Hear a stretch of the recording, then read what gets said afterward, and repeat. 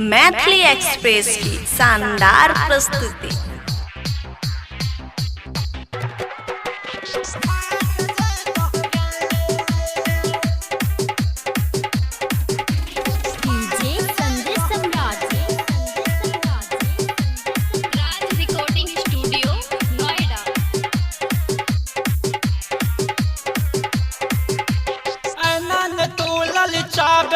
कोनो चाट ले दोगे अनन तू ललचाब कोनो चाट ले दोगे तोहर बिचला हिस्सा गे छौरी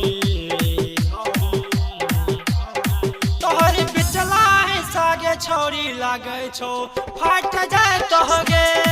तोहर बिचला हिस्सा गे छौरी लागे छौ फाट जाए तोहगे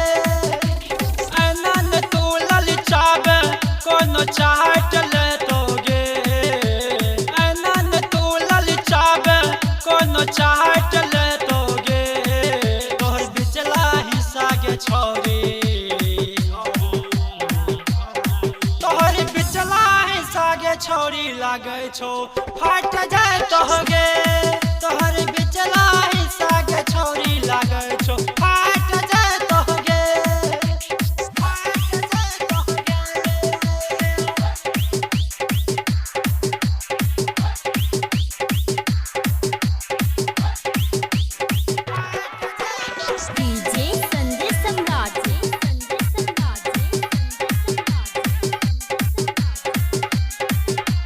मोबाइल शॉप घुर्मी बाजार नेपाल। दोन फूलो न लगो आगम बम गे हमरा के देखे के हिलाबै छै कम गे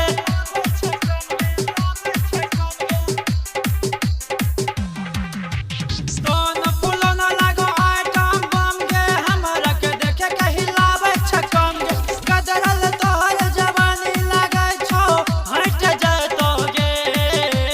गदरल तोहर जवानी लागे छौ हट जाए तोगे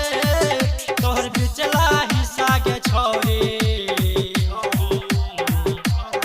तोहर बिचला हिस्सा गे छौरी लागे छौ फाट जाए तोहगे तोहर बिचला हिस्सा गे छौरी लागे छौ फाट जाए तोहगे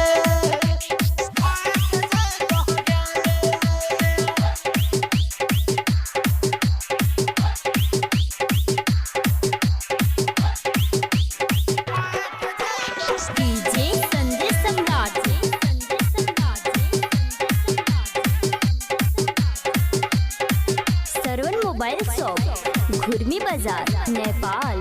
ढोरी लागे छौ तोहर पटना के हॉल गे हमरा के देबे कहिया छोरी जल्दी बोल गे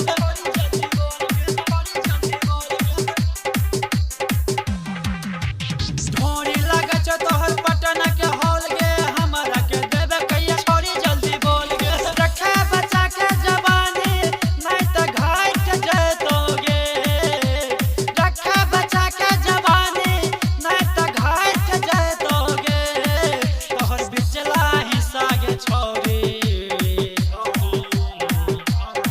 तोहर बिचला हिस्सा गे छौरी लागे छौ फाट जाए तोहगे तोहर बिचला हिस्सा गे छौरी लागे छौ फाट जाए तोहगे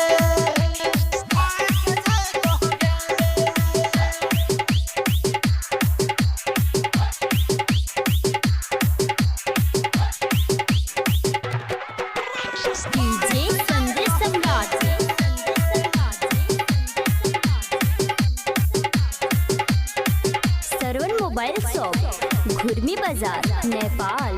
नीरज निराला के बनी है तू माल गे आई तो चंदन माछुआ दिया गाल गे